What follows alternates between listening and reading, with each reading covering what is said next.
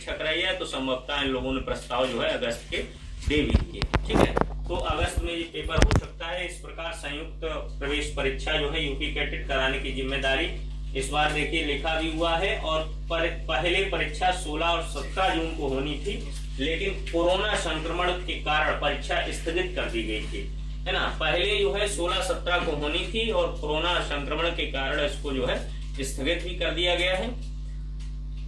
ठीक है, तो अब संभवतः जून, जुलाई, अगस्त यानी कि 2 महीने ज्यादा, क्योंकि डिले करने का ज्यादा समय इसलिए भी नहीं है कि आपका जो एकेडमिक सत्र है, मान लीजिए परीक्षा होगी अगस्त में, है ना, फिर रिजल्ट आएगा लास्ट ऑफ अगस्त में, फिर सितंबर में काउंसलिंग होगी, फिर आपका सत्र अक्टूबर से शुरू होगा। 6 महीने का सेमेस्टर होता है, फिर अक्टूबर, नवंबर, दिसंबर, जनवरी, फरवरी, मार्च, है ना, तो फिर मार्च तक आपका जाएगा सेमेस्टर, फिर उसके बाद अगला सत्र भी लेट, तो इसलिए ज्यादा लेट हो जाएगा। तो इससे अच्छा ये है कि जो लोग परीक्षा जल्दी से जल्दी कंडक्ट कराएंगे। ठीक है, तो ये यहाँ पर पूरा लिखा हुआ है कि कुलपति वो आर.के. मित्तल जी हैं मेरठ के, और रजिस्ट्रार बी.आर. सिंह जी, इन्होंने जो है इसमें, क्योंकि अब ये कमेटी जो है इसकी समय मेन बात जो मानी जाएगी वो जो कंडक्ट करा रहे हैं ना विश्वविद्यालय, उसी की मानी जाएगी। तो आर.के. मित्तल जी और बी.आर. सिंह जी की जो है बातों को जो है ज्यादा प्रेफरेंस दिया जाएगा, और विश्वविद्यालय के जो कुलपति और रजिस्ट्रार हैं वो उसमें सपोर्ट करेंगे केवल और केवल। ठीक है, तो ये बात थी इसमें। तो आपकी अगस्त में परीक्षा होगी, है ना, तो आप जो है लग जाइए बहुत जोर शोर से। ठीक है, चलिए अब बात करते हैं विद्यार्थियों विषय के ऊपर। तो विषय के ऊपर हम कल आपको बता रहे थे वेटरनरी साइंस के विषय में। तो वेटरनरी साइंस में कल हमने बहुत सारी आपको दवाएं बताई, टर्मिनोलॉजी बताई कि क्या एनेस्थेटिक्स होता है, क्या एंटी ड्यूरेटिक्स होता है, क्या ड्यूरेटिक्स होता है, क्या आपका एंटीबायोटिक्स होता है, एंटीथेलमेटिक्स होता है, एंटीफल्जेस्टिक्स होता है ना, एंटीबायोटिक्स होता है, तो बहुत सारी चीजें, एंटीजाइमेटिक्स होता है। तो ये सारी चीजें हमने बताई, इन सभी चीजों को आपको बार बार जो है रिपीट करना है। अब बात आ रही है कि आज के विषय में, आज मुझसे आगे विद्यार्थियों पढ़ेंगे, है ना, और आज संभवतः जो है ये जो है चैप्टर एनिमल हस्बेंड्री और वेटरनरी साइंस का, इसमें एक चैप्टर और हम डिजीज के विषय में लेंगे। कल का क्लास जो होगा डिजीज के विषय में, उसके बाद जो है डेयरी टेक्नोलॉजी शुरू की जाएगी।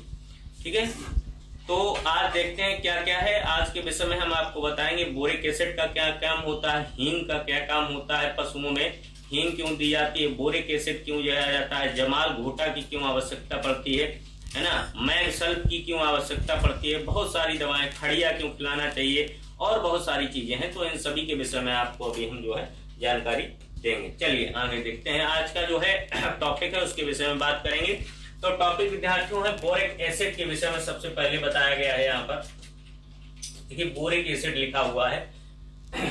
देखिए बोरिक एसिड, बहुत सारे लड़कों ने हमारे पास 2-3 बार फोन भी किया है कि सर हमारे गाय या भैंस को थनैला हो गया है, तो हमने उन्हें यही सजेशन दिया था। फोन पे ही हमने कहा कि डेप्सॉन के इंजेक्शन लगवा दीजिए, और साथ साथ में जो है बोरिक एसिड का मलहम अगर मिल जाए मेडिकल, वेटरनरी का मेडिकल हो, या लोग जो है वेटरनरी का चला भी लेते हैं जो है ह्यूमन मेडिकल के साथ भी, या फिर कोई स्पेशल वेटरनरी का मेडिकल हो, वहां पे जाइए और कोई उससे पूछिए कि ट्यूब है जिसमें बोरिक एसिड का कंसंट्रेशन हो, बोरिक एसिड मिला हुआ ट्यूब, तो उसको उसके ऊपर लगा दीजिए। तो ये घाव सही करने में आता है, क्योंकि थनैला से घाव हो जाता है। देखिए थनैला हम दिखाते हैं आपको कैसा थन हो जाता है पशु का।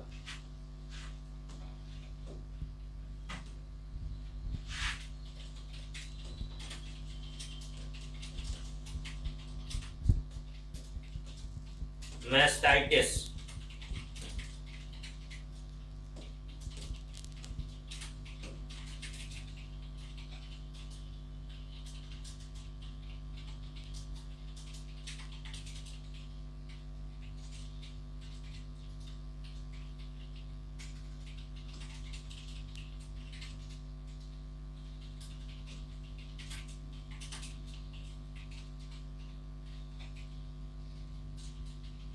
ठीक है। थन में क्या होता है, दरअसल सूजन टाइप की आ जाती है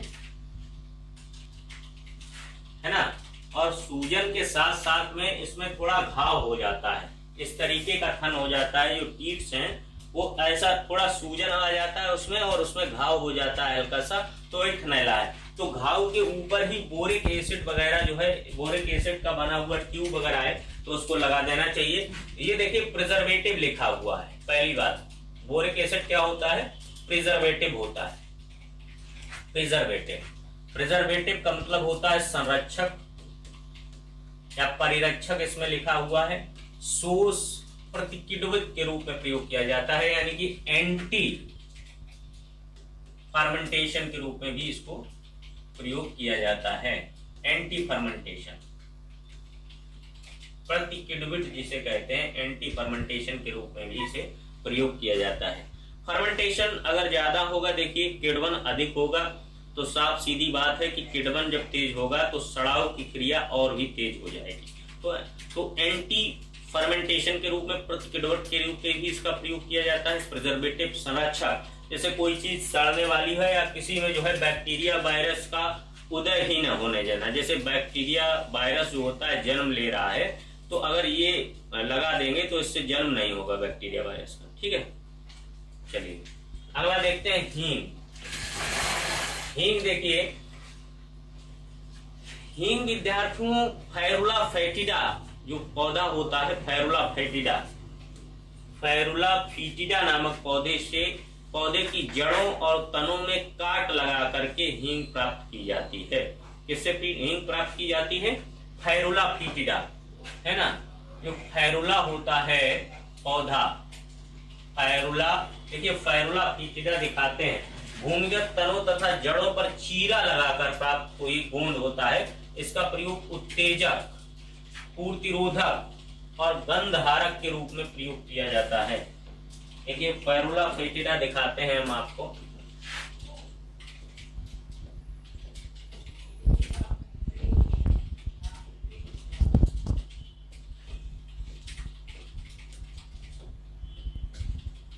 फेरुला फेटिडा प्लांट, ये देखिए ये फेरुला है जिससे हींग मिलती है आपको।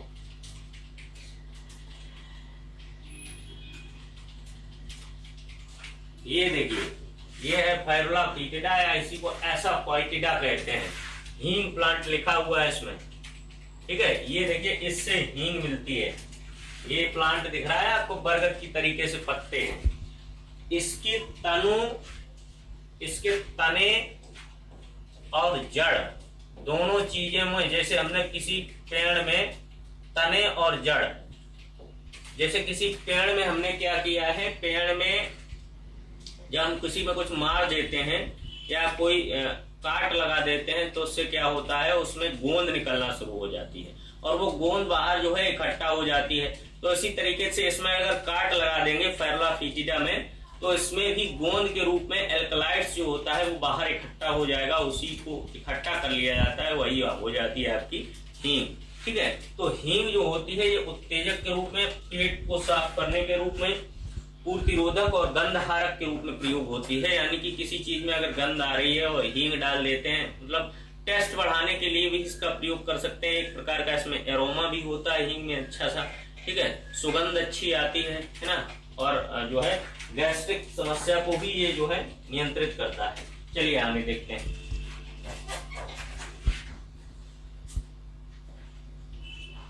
अगला है विद्यार्थियों हमारे पास कार्बोलिक एसिड। कार्बोलिक एसिड है ना, कार्बोलिक एसिड, कार्बोलिक एसिड देखिए इसे फिनॉल भी कहते हैं। क्या कहते हैं इसको? इसी को क्या और कहते हैं? इसी को फिनॉल भी कहते हैं। यह है डिसइंफेक्टेंट, ठीक है ना, डिसइंफेक्टेंट। यहाँ पर मान लीजिए इन्फेक्शन हो रहा है, क्या हो रहा है?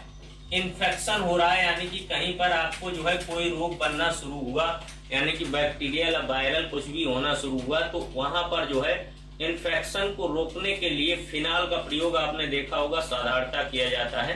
तो ये डिसइंफेक्टेंट के रूप में काम करता है। इसके बाद एंटीसेप्टिक है ना, किसके रूप में वो करता है? एंटीसेप्टिक। यानी कि हमने बताया था एंटीसेप्टिक का मतलब होता है, एंटीसेप्टिक एंटीसेप्टिक का मतलब होता है कि जैसे बैक्टीरिया, वायरस या किसी भी चीज की ग्रोथ को जो है वहीं पर रोक देना, ग्रोथ का ना होने देना, यानी कि बढ़ने ना देना, उसी को कहा जाता है एंटीसेप्टिक। ठीक है, तो होता है एंटीसेप्टिक इत्यादि के रूप में प्रयोग किया जाता है। तो ये हो गया कार्बोलिक एसिड, यानी कि डिसइंफेक्टेंट और एंटीसेप्टिक के रूप में अगर प्रयोग किया जाएगा तो वो हो जाएगा आपका कार्बोलिक एसिड। ठीक है, दोनों चीजें आप याद रखिएगा कि कार्बोलिक एसिड का प्रयोग किस किस रूप में किया जाता है, डिसइंफेक्टेंट, किस किस रूप में भाई, डिसइंफेक्टेंट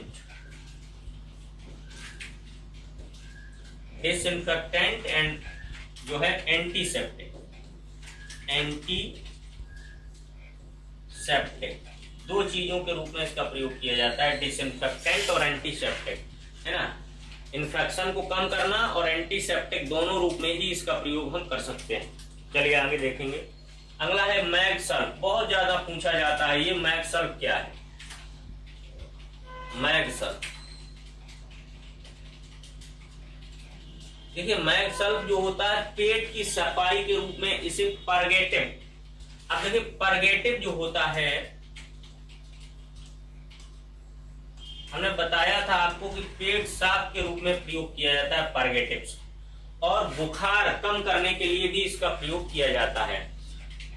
यानी कि मैग सल्फ जो होता है ये परगेटिव, वो सुमैग ना समझ लेना, मैग सल्फ और सुमैग में अंतर है। एक और टर्म आता है, हो सकता है कुछ लोग इसे वही समझ रहे हो, सुमैग होता है। देखिए सुमैग, सुमैग क्या होता है, देखिए इस तरीके का सुमैग होता है जो फोड़ा फुंसी हो जाते हैं ना आपके, उसको जो है पकाने के लिए काम आता है सुमैग।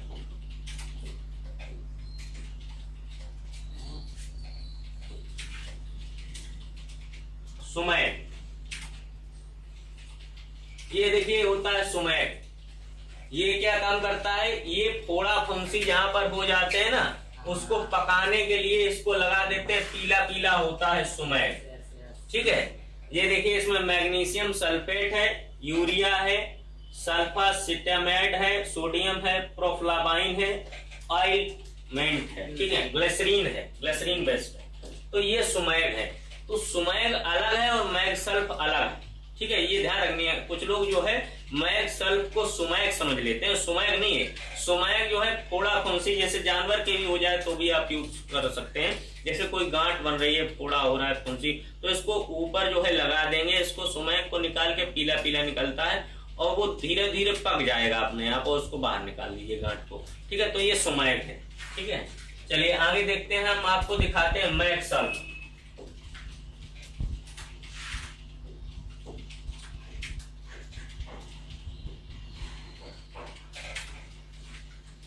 मैग सल्फ, देखिए मैग्नीशियम सल्फेट, ये होता है मैग सल्फ। ठीक है, ये देखिए मैग सल्फ। ऑइंटमेंट ये भी है, देखिए ऑइंटमेंट उसमें भी लिखा था, सुमैग में भी, और ऑइंटमेंट इसमें भी लिखा है, मैग सल्फ में भी। इसीलिए लोगों को कंफ्यूजन हो जाता है कि ऑइंटमेंट सुमैग भी है, ऑइंटमेंट ही मैग सल्फ भी है। तो मैग सल्फ क्या करता है, परगेटिव्स के रूप में काम करता है। किस रूप में विद्यार्थियों का काम करता है, परगेटिव्स। परगेटिव्स का मतलब होता है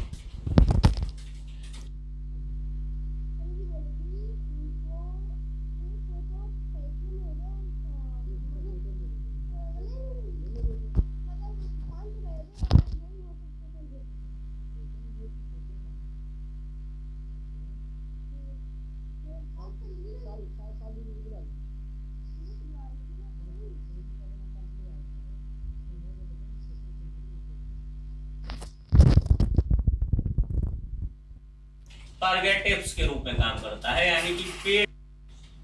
ऑइंटमेंट जो होता है मैग सल्फ, और इसी तरीके से सुमैग भी ऑइंटमेंट होता है। ठीक है, तो दोनों चीजों को आप ध्यान रखिएगा। ये परगेटिव और बुखार को कम करने में यूज होता है, और वो जो होता है फोड़ा फुंसी को जो है खत्म करने में काम आता है। चलिए आगे देखिए। अगला है विद्यार्थियों,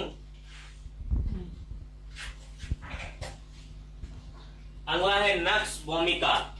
ठीक है, नक्स भूमिका देखिए क्या है, यह कुचिला से प्राप्त होता है, जो स्टिमुलेंट एवं एम्स्पेक्वरेंट के रूप में प्रयोग होता है ना। नक्स भूमिका कुचिला पौधे से प्राप्त होता है। देखिए नक्स भूमिका को देखते हैं कैसा होता है।